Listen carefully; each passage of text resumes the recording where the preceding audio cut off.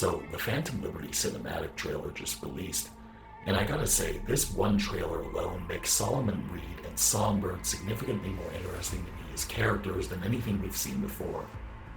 Just listening to their conversation and watching their interaction, it already seems pretty clear that these are very fleshed out characters with a lot of depth and a lot of history to them. And this brought me back to something that I've wanted to make a video about for a while now. One of the most memorable scenes in Cyberpunk Edgerunners was Lucy telling David about her childhood and where she came from. She said that Arasaka had been taking children no one would miss and slowly indoctrinating them to become agents for the corporation.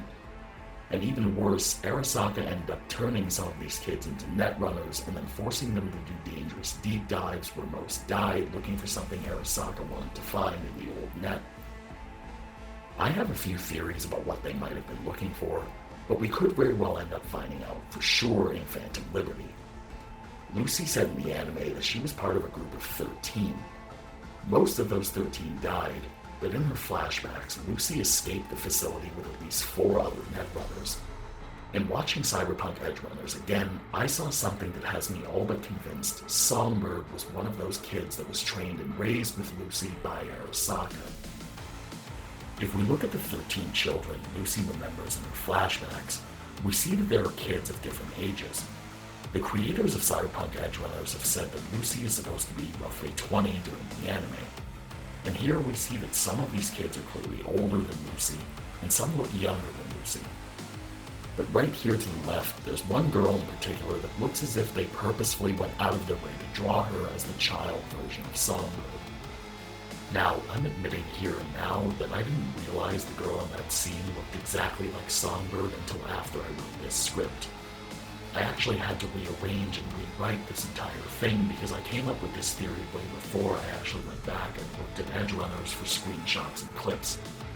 Before I was just trying to show how many kids there were and how many made their escape, but now that I've seen this, I am completely convinced that this is Songbird. She has the exact same hair color, the exact same skin tone, and the exact same cybernetics under her eyes along her face as the adult Songbird we see in Phantom Liberty. Songbird has a very distinctive appearance, and this character drawn in the anime matches it word for word. This would really explain or build up on just about everything we've seen of Songbird so far. Her insane net running skills, her knowledge of the relic, even her job. Not only do these characters' appearances match to a T, but the girl in the anime looks like she's around the same age as Lucy, and judging by Songbird's appearance, she would have to be in her 20s by 2077, same as Lucy. Phantom Liberty isn't even out yet though, so we can't really know anything for sure, and even in Phantom Liberty, they might even decide to leave this totally open-ended. But there are a bunch of reasons why I think this would work, and also why I really want this to be true. This wouldn't only just make Songbird a lot more interesting as a character, but it would also mark the first significant narrative tie to the anime that's ever actually talked about and explored within the video game. And in terms of just consistency and lore, there's not a single thing I can think of that would contradict this. Instead, there are a lot of things that would actually make room for this if CDPR wanted to pursue it. For example, in regards to the 13 children, Lucy said they were being kept in a facility in another country outside America. And we can clearly see there were children of all different races and likely different ethnicities.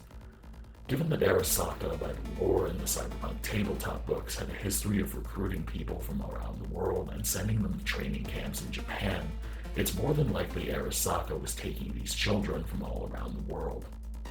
But even if they weren't, we already know for a fact that different kids of different backgrounds were being trained. Also, we know that Lucy and 4 other children, including the one that looks like Songbird, actually broke out of the facility. The guards started shooting at the 5 kids and they started running, but Lucy herself never saw these other kids die. She never even says she thinks they didn't make it, she just says she ran and never looked back even as she heard them scream. That means, as it stands, there's nothing saying that none of the other kids survived. And when it comes to net running in Cyberpunk overall, Cyberpunk Red started updating the lore from 2013 and 2020 to start making way for a lot of the things we started seeing in 77. In the older Cyberpunk tabletops, Netrunners had to sit in a chair and plug their entire minds into the net to do any net running. The character's entire consciousness was supposed to be projected straight into a virtual reality cyberspace. They had all their physical senses in the net, but they had to use their minds and all their net running skills just to be able to move around or to do anything while they were in the net. Cyberpunk Red, on the other hand, introduced a new kind of net running that's a lot more like what we see V doing in the video game. Instead of putting themselves in a coma and going completely into the net, Netrunners could now connect to the net while staying awake and moving around in the real world. They still use their minds and their net running skills to manipulate net architectures and computer systems, but they were completely functional and conscious in the real world. And then in Cyberpunk Edgerunners, Lucy tells David flat out that only an advanced runner can interface using their whole mind. So traditional net running in net space is a lot more complicated than the meat space net running in Red and 77, and it's supposed to take a lot more skill just to pull off. It's apparently so advanced that even a V with maxed intelligence and net running skills only seems to understand it in theory when they talk about it with other net runners. But these children in Arasaka were being trained as net runners specifically to deep dive into the old net. Lucy says that they were forced into net space day in and day out, and they were trained to do these things from a very young age. So that means if any of these kids did survive, they would have to be very skilled and very advanced net runners, just like Lucy. And when it comes to Songbird herself, making her one of these kids that Arasaka turned into Netrunners would really be more than believable given what we know about her so far. And obviously she's currently an NUS agent and an enemy of Arasaka, but that doesn't mean she couldn't have had ties to Arasaka in the past before she joined the NUS government. But Songbird is such an advanced netrunner that she can actually hack and reprogram the Relic from across Pacifica. And the Relic 2.0 is a completely secret project Arasaka started developing for Saburo Arasaka himself. Even with the blueprints, V was never able to make any changes to it at all, yet Songbird not only knows about this Relic, but she knows how to control its engram, how to project herself into the Relic, and how to tamper with its software to unlock new upgrades for it. The Voodoo Boys, who are supposedly the best netrunners in Night City, couldn't even come close to anything like this. They barely even knew anything about the Relic at all, aside from the fact that Johnny's engram happened to be stored on it. Not only does this show her incredible skill level, but we can safely say she has a better command of Arasaka technology than they do, and that she clearly knows more about Arasaka than almost anybody in the base game. This in and of itself isn't proof, but it does make room for the idea she very well could have once been a part of Arasaka. And however she got it, her knowledge of Arasaka ties into her job with the NUS government as an intelligence analyst. And more than that, she's even become the right hand of the NUS president herself. And we already know from the lore and what's in the base game that both the government and the president have a history of hostility towards Arasaka for costing them the Unification War. So if CDPR ever committed to this, how hard would it be to sell that the NUS government, which has a history of dirty dealing and sabotage, would welcome one of Arasaka's enemies who just happens to have intimate knowledge of some of the company's worst secrets? Especially when they've told us that it hardly took her long to become the president's right hand after joining the FIA. And then there's the fact that Songbird as a character is also written very similarly to Lucy in a few major ways. She used to be a teenage netrunner who would take dangerous and illegal jobs to keep herself afloat. She's clearly fairly young, and she already has netrunning skills that far exceeds those of the Voodoo Boys and their very best. And in the story of Phantom Liberty, she's already set to encounter the protagonist when he or she needs help the most, but she may very well end up putting V in more danger than before. And in the Phantom Liberty comic, when Solomon Reed wants to go back and save a fellow FIA agent, she tells him they'd be better off leaving him behind, saying he'd do the same to them, and that there's no honor in Night City. All of these are things we see with Lucy almost verbatim. A young netrunner doing thefts and running gigs to make a living, a netrunner prodigy with skills that don't match her age, a character who sweeps the protagonist into a dangerous new world, and even a jaded survivor who was willing to abandon other people to save herself. And switching gears for a second, this whole scenario would hardly be unlikely or improbable if we think about how massive and how prominent Arasaka is supposed to be in Cyberpunk. In fact, Songbird could have even been another child trained by Arasaka and still had nothing to do with Lucy. It would be very unimaginable to think this project Arasaka was working on only concerned Lucy and those 13 kids.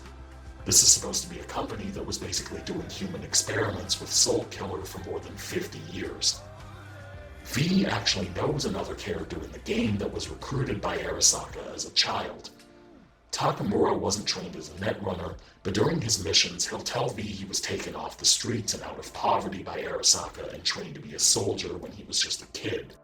And he says that this was very common where he came from and that other kids would line up hoping to be picked. So if something was so important that they just had to find it in the old net, it's hardly unthinkable that they might have taken dozens upon dozens of kids for this program. For all we know, Lucy's group was one of many groups that were working on the same project. There could have even been countless kids before and after Lucy. But aside from all the arguments I have for how this could reasonably work, there's also another reason why I think CDPR might just realistically consider doing this. If we look at the video game and the anime, the narrative and the overall perspective of Edgerunners as a whole was already a mirror image to 2077's, and David Martinez was basically the mirror image of V in almost every way that mattered. The writers at CDPR and Studio Trigger have said that they were collaborating and writing together the whole time. This was clearly a concerted effort, and I think this made for a fantastic contrast between the video game and the anime, showing us different sides of the Cyberpunk universe and the different kinds of characters in it.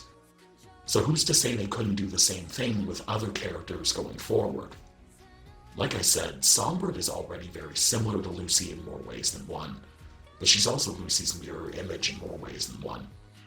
Lucy chose to remain a criminal while Songbird chose to work for the NUS government. Lucy is chasing her dream while Songbird is at the very least committed to a cause. And while Lucy was willing to sacrifice everything for someone she really cared about, we already saw Songbird choosing to leave her friend and mentor Solomon Reed to die alone. So making her a former Arasaka agent like Lucy would give them a chance to take a character with a very similar background in a completely new direction. Narratively, I think this would actually make for a very compelling character arc that also enhances what was established in Cyberpunk Edgerunners if it's done properly. Not only could this potentially build up on something very interesting from the anime, but it could also be used to make Songbird a very layered and rich character with a deep and meaningful history. And just like the rest of the Edgerunners references already in this game, this would be a completely natural and subtle tie-in to the anime. This wouldn't have to be forced or convoluted in any way given the context we already have. If Arasaka was training some of the most elite Netrunners as children from all sorts of different backgrounds and quite possibly from all around the world, then it's not hard to think that one of them could have become as effective and prominent as Songbird working for the president of the NUS. And like I said, Arasaka is also supposed to be an international superpower that rivals or even exceeds the American government and influences everything all around the world. Almost everything major in the entire Cyberpunk universe in Cyberpunk 2013, Cyberpunk 2020, Cyberpunk Red, Cyberpunk 2077, and Cyberpunk Edgerunners is already connected to Arasaka. So the idea of V also meeting a Netrunner who happened to be a part of this major Arasaka project is pretty far from being an unbelievable coincidence. If anything, having V suddenly walk around in David's jacket and the way V got it was a lot more forced and unnatural than if we ever found out that Songbird was also raised by Arasaka just like Lucy. Getting David's jacket was really the only inserted and contrived reference to Edgerunners in the game, and even then it's really not that egregious. I mean, looking back, I do kind of wish that instead of a random text that just says to pick the jacket up, we could have gone to the old warehouse where the Edgerunners crew used to hide out and found it hidden in the ruins somewhere.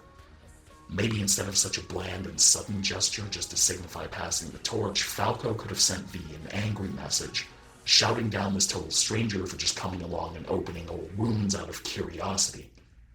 He could have easily told V to go and drive on down to the old abandoned warehouse just to see what's really left of NC's legends. Maybe Lucy could have hidden it there because she couldn't bear another reminder of David when she inadvertently contributed to his death. and then finding the jacket could still be a way to signify carrying on where David left off. But that's pretty much it for this one. There's not that much to this yet, unfortunately. Unlike a lot of these I've put together, there's not a whole lot I can use as proof of anything because we don't really have that many sources yet. We'll find out if I'm right or wrong in a few days maybe, but I really think that girl we see in Edgerunners was Songbird. I really think that Songbird was one of the children Arasaka trained as Netrunners with Lucy from Cyberpunk Edgerunners. I absolutely loved Cyberpunk Edgerunners, and I hope this gives the video game, or even just V, a chance to relate to and explore some of the content from the anime. Thanks for watching, and take care.